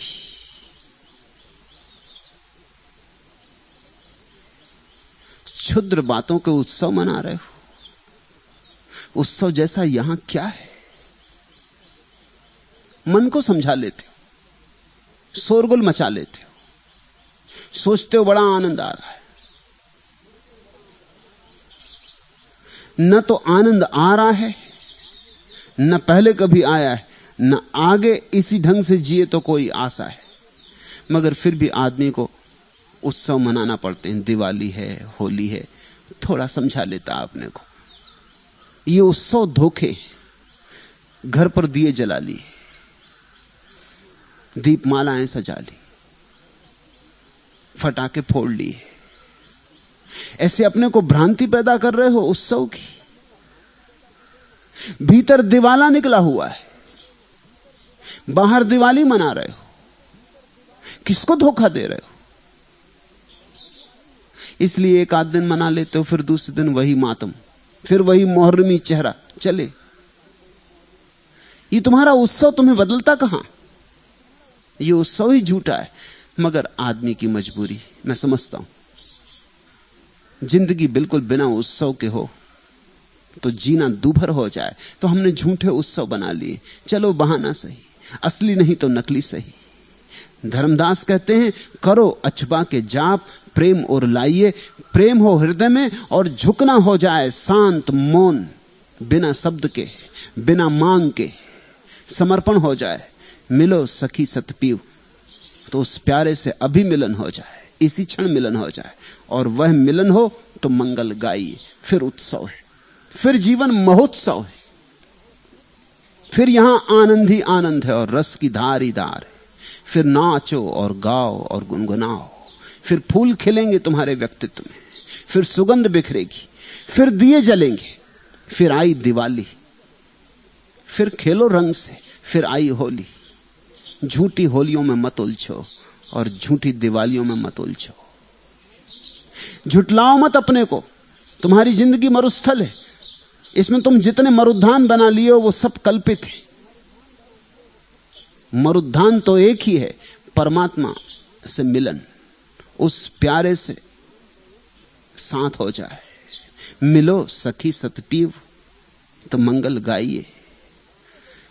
जुगन जुगन अहिवात अखंड स्वराज है। उससे हो जाए जोड़ तो सुहाग सदा के लिए हो जाता है। यहां तो तुम्हारा सुहाग क्या है, तुम्हारी सदवा विधवा में क्या कोई बहुत फर्क है? जरा भी फर्क नहीं। विधवा पति के साथ विधवा है और सधवा पति के बिना विधवा है, बस इतनी फर्क है। यहां की दोस्ती दो कौड़ी की। यहां के सब नाते रिश्ते झूठे। जुगन जुगन अहिवात, अहिवात यानी सुहाग, सदा रहे सुहाग, ऐसा कुछ खोज लो। अखंड सो राज है, फिर जो कभी खंडित ना होता हो ऐसा साम्राज्य खोज लो। पिए मिले प्रेमानंद तो हंस समाज है, और उस प्यारे से मिलना हो जाए तो सब मिल गया, क्योंकि प्रेमानंद मिल गया। और उससे मिलन के बाद ही तुम हंसों के समाज के हिस्से हुए, नहीं तो तुम बगलों के साथ बैठे हो।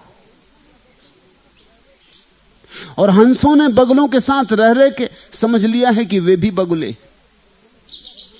जिनके साथ रहोगे वैसे ही हो जाओगे।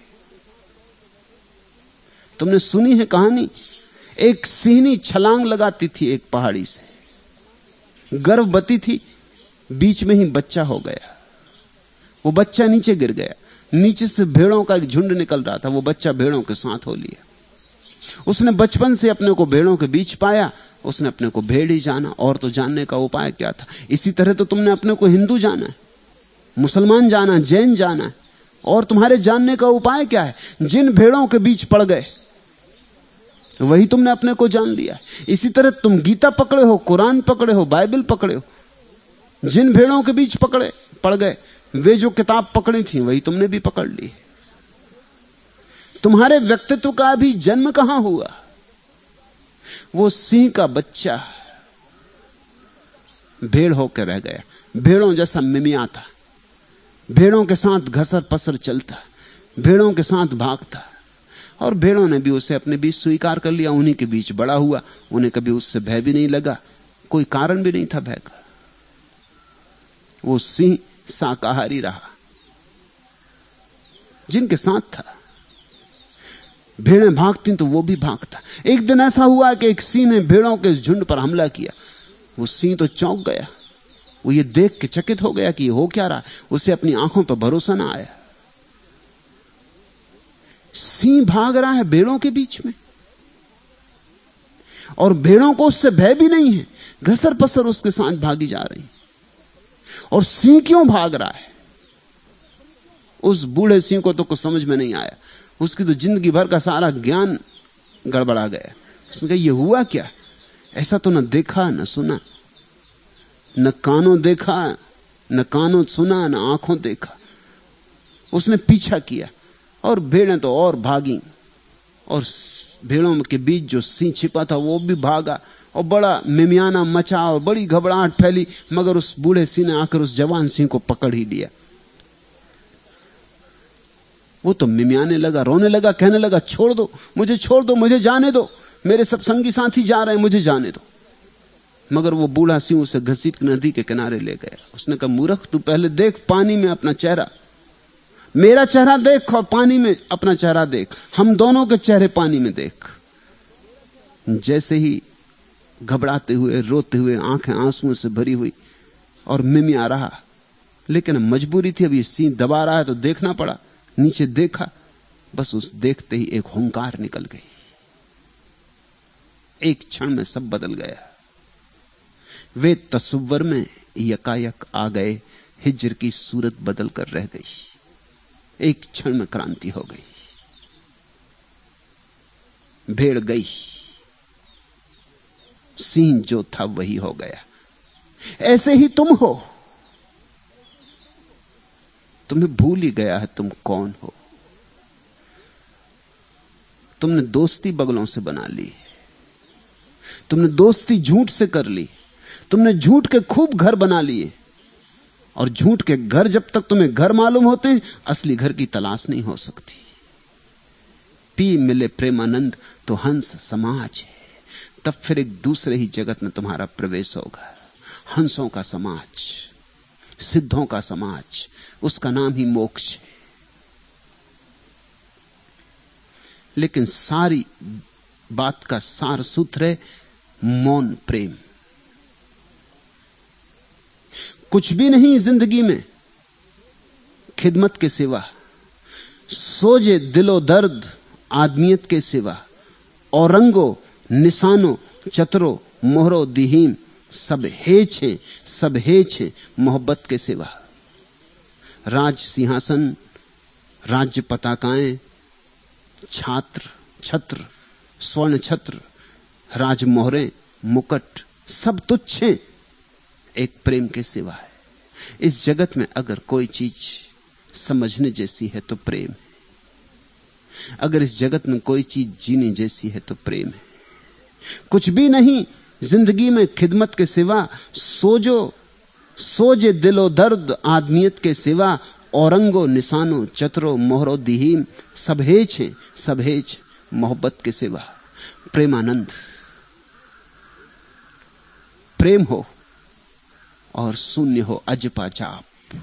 बस जहां प्रेम और तुम्हारे शांत मन का मिलन होता है, वहां अजपा जाप पैदा होता है। तुम्हें करना नहीं होता, अपने से ओंकार का नाद उठता है, अपने से ओंकार की ध्वनि तुम्हारे भीतर उठती है। तुम्हारी पैदा की हुई नहीं होती, तुम्हारे मूल अस्तित्व से आती। तुम सिर्फ साक्षी होते हो। उसी दिन तुम हंसों के समाज के हिस्सेदार हो गए। उसी दिन से तुम कीड़े कचरे के ना रहे, कूड़े के ना रहे। उसी दिन से तुम्हें पंख लग गए। कहे कबीर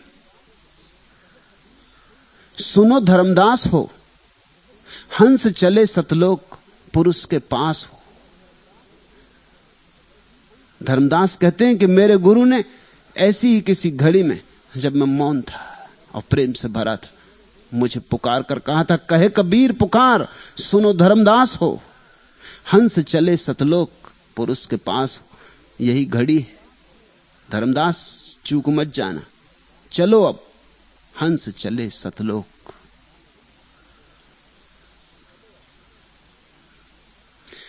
लेकिन अपूर्व प्रेम चाहिए, तो ही गुरु पुकार सकता है कि बस आ गई घड़ी, आंख खोल। उठाना मेरा साजे हस्ती उठाना, बहुत देर से मुंतजिर है जमाना। कभी मुस्कुराहट कभी चश्मे पूर्णम, बस इतना सा है जिंदगी का फसाना। तेरे एक न होने से है बेहकीकत यह रंगी फजाएं, यह मौसम सुहाना। सबेगम सितारे भी बुझने लगे हैं, मेरे दिल के दागों कोई लौ बढ़ाना। कोई छेड़ दे नगमहाए मोहब्बत, बहुत गौर से सुन रहा है जमाना। तेरी याद ही वजह तस्कीन दिल है, बड़ा ही करम है तेरा याद आना। प्रभु याद आ जाए तो भक्त कहता है प्रभु की ही कृपा है, बड़ा ही करम है तेरा याद आना। तू याद भी आता है तो तेरी ही कृपा है, तो याद आ गया है, अन्यथा हमारे किए तो यह भी नहीं हो सकता था। तुम यहां आ गए हो मेरे पास, उसे धन्यवाद देना, उसके लाए ही आ गए हो। तुम्हारी चलती तो तुम आते ही नहीं। आदमी की चले तो आदमी सत्संग में कभी जाए ही नहीं। जो चला लेते हैं अपनी, वो कभी जाते नहीं। धन्यभागी हैं वे जिनके भीतर एक प्रबल आकांक्षा उठती है बाढ़ की तरह और उन्हें ले जाती सत्संग की तरफ। थोड़े से लोग ही तो इस जगत में जाग पाते हैं, जबकि सबका हक था जागना, मगर हक को ही लोग कहां स्वीकार करते हैं।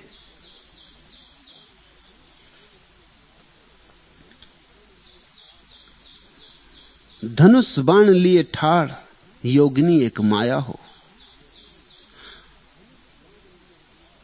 इस जगत के हजार हजार माया प्रलोभन धनुष बाण लिए खड़े तुम्हारी प्रतीक्षा में। तुम्हें शिकार बनाने के लिए यहां बहुत शिकारी, तुम्हें आखेट बनाने के लिए यहां बहुत शिकारी है। सावधान रहना। छिनई में करत बिगाड़, एक क्षण में बिगाड़ हो जाता है। तनिक नहीं दया हो, और इनमें ये जो माया मोह मद मत्सर काम क्रोध लोभ का ये जो विस्तार है, इनको किसी को तुम पे दया नहीं है। छिनई में करत बिगाड़, एक क्षण में सब अस्त व्यस्त हो जाता है। जो सतत सजग है वही इनसे बच पाएगा। झिरझिर बहे बयार, प्रेम रस डोले हो। जो बच गया, जिसने अपने को इन वाणों से बचा लिया, और बचाने का एक ही उपाय है, कुछ और करना नहीं है। एक ही ढाल है, सावधानी, सजगता। का सोवे दिन रैन विरहनी जाग रहे। अगर कोई जागा रहे तो ये चोर नहीं आते। बुद्ध ने कहा है, अगर घर में कोई जागा हो तो चोर दूर रहते, घर में दिया जलता हो तो चोर दूर रहते, पहरेदार सजग हो तो चोर दूर रहते। ऐसी ही जीवन की दशा है। तुम्हारे भीतर चेतना थोड़ी जागती रहे, पहरे पर हो, तो न तो काम आता न क्रोध आता। मुझसे लोग पूछते हैं काम को कैसे जीतें। मैं कहता हूं तुमने बात ही बिगाड़ ली। जीतने का सवाल ही नहीं है। जीतने का मतलब है काम घुस आया, अब तुम लड़ने की कोशिश कर रहे हो। कैसे घुस आया है, इस प्रक्रिया को समझ लो। तुम मूर्छित थे तो घुस आया, तुम जाग जाओ। तुम्हारे जागते ही तिरोहित हो जाएगा। घर में लोग जाग जाते हैं, चोर भाग जाते। और जो जागा है, झिरझिरी बहे बयार, उसके जीवन में बड़ी शीतल हवाएं स्वर्ग की बहने लगती। झिरझिरी बहे बयार, प्रेम रस डोले हो। मस्ती आने लगती प्रेम की मधुशाला खुल जाती।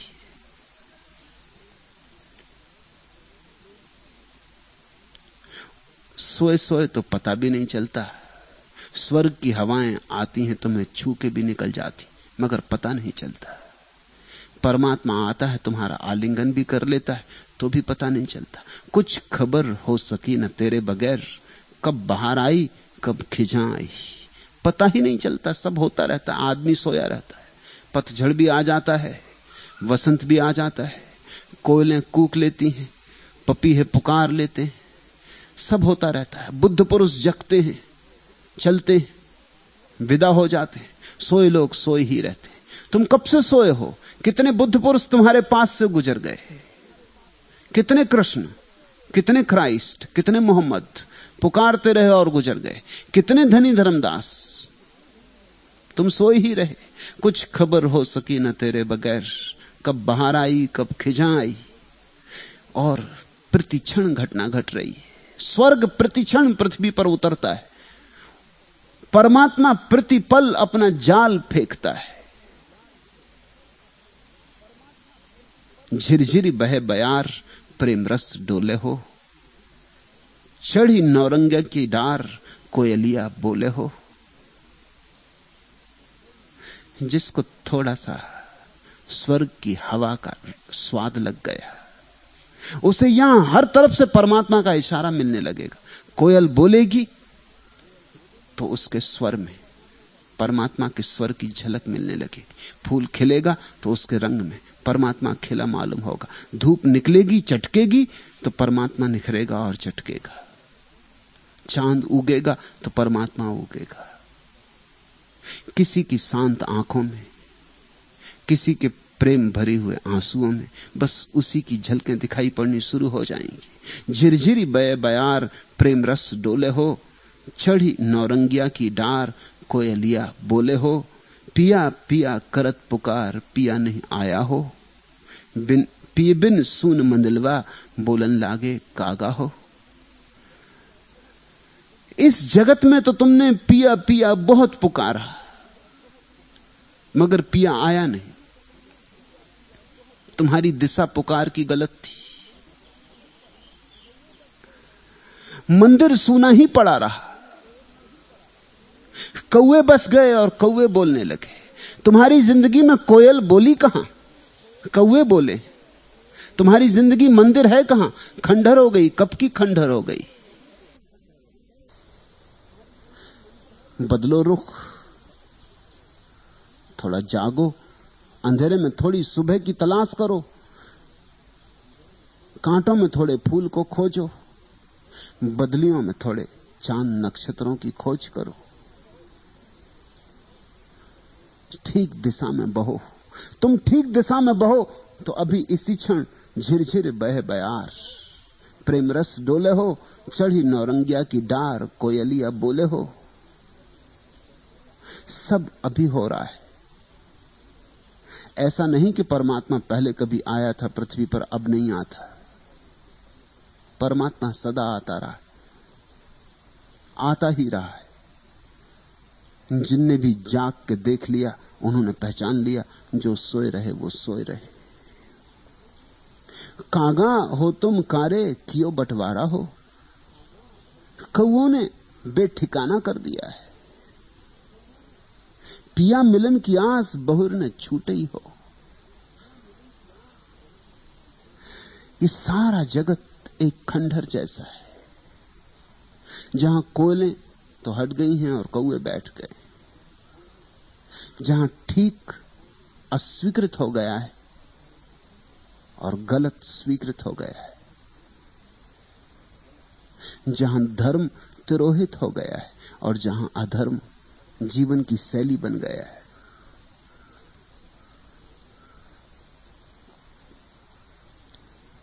जागो तो खंडहर फिर मंदिर हो जाता है। शायद खंडहर कभी हुआ ही नहीं था, खंडहर मालूम होने लगा था। हमारी आंखों में ही कुछ भूल चूक हो गई थी। शायद कौए कभी बसे ही नहीं थे, हमारे कान ही खराब हो गए थे, विकृत हो गए थे, और कोयल की आवाज हमें कौओं की आवाज मालूम होने लगी थी। जागते ही क्रांति घटती है। यह किसके अस्क थे जो बन गए तबस्सुमे गुल, यह किसके दिल की तमन्ना बाहर होके रही। और तब भरोसा भी नहीं आता कि कैसे हुआ। आंसू फूल बन जाते, दिल के भीतर की अभीप्सा वसंत हो जाती। कहे कबीर धर्मदास गुरु संग चेला हो। यह क्रांति घटती है जब गुरु और चेले का साथ हो जाता, जब गुरु और शिष्य का साथ हो जाता, जब गुरु और शिष्य का मिलन हो जाता। और मिलन बाहर बाहर का नहीं, बाहर का हो तो मिलन नहीं। हिलमिल करो सत्संग। हिलमिल शब्द बड़ा प्यारा है। इसका मतलब गुरु कुछ तुम में प्रवेश कर जाए, तुम कुछ गुरु में प्रवेश कर जाओ। हिलमिल करो सत्संग। ऐसा गुरु दूर रहे, तुम दूर रहो। ऐसा बीच में फासला रहे तो सत्संग नहीं होता। सत्संग में तो सीमा टूट जाती। सत्संग वही है जहां सीमा नहीं, जहां शिष्य भूल ही जाता है कि मैं शिष्य हूं। गुरु तो जानता ही नहीं कि गुरु है, इसलिए गुरु है। जब शिष्य भी नहीं जानता कि मैं शिष्य हूं, दोनों हिल मिल जाते। जहां दोनों के बीच की सब दीवारें गिर जाती, दोनों का रस एक दूसरे में उतर जाता है। यह जीवन की अपूर्व घटना है। इससे महान और कोई आलिंगन नहीं, और इससे गहरा कोई संभोग नहीं।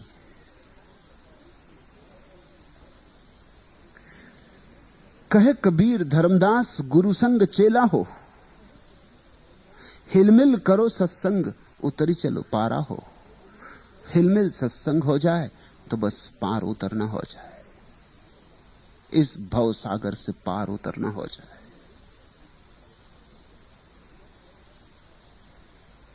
साजे उम्मीद बजा, नगमय शौक सुना, तीर एक और लगा, दर्द दिल और बढ़ा। देख ले आज फजा, सागरे शौक उठा, कलियां उम्मीद की चुन, दाम ने दिल को सजा। मेरा गम कुछ भी न कर, अपना अफसाना सुना, आज गमगीन है दिल, मेरे जख्मों को हंसा। कुछ बता भी तो मुझे, क्यों हुआ मुझसे खफा।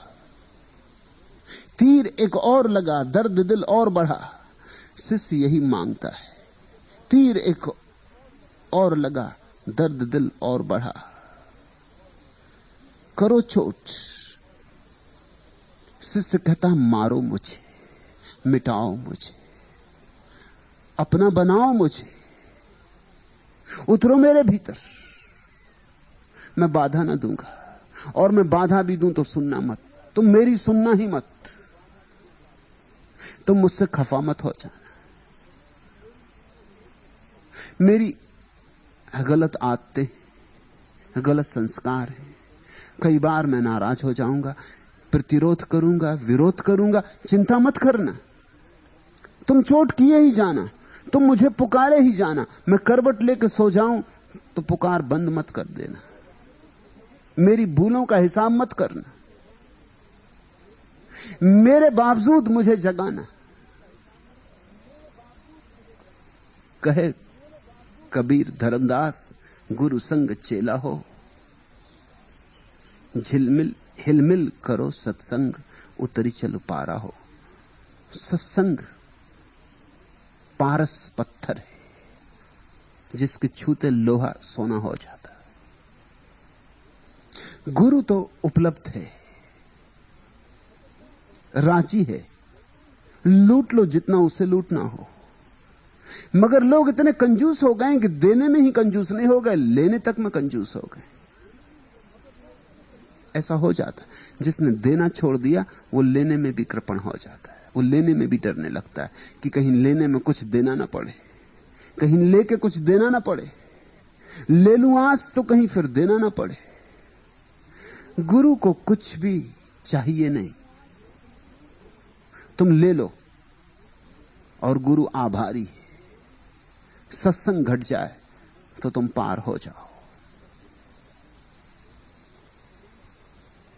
सत्संग घटे तो बहार आए। चमन में जसने उरूसे बहार है, आजा। उरूसे नगमा सरे आपसार है, आजा। हर एक जुम्ब से गुल में हजार नगमे हैं, हर एक नसीम का झोंका बहार है, आजा।